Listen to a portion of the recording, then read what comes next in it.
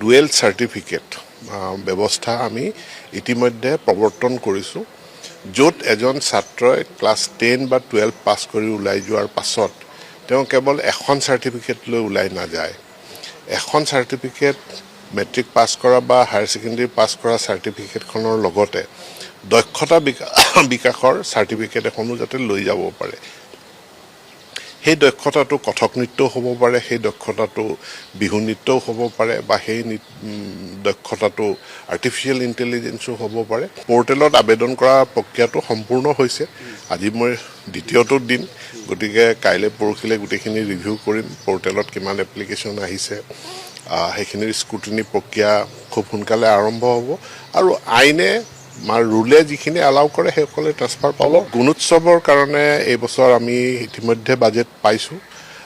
গুণোৎসৱ এইবছৰ অনুষ্ঠিত হ'ব, সেইটো কনফাৰ্ম।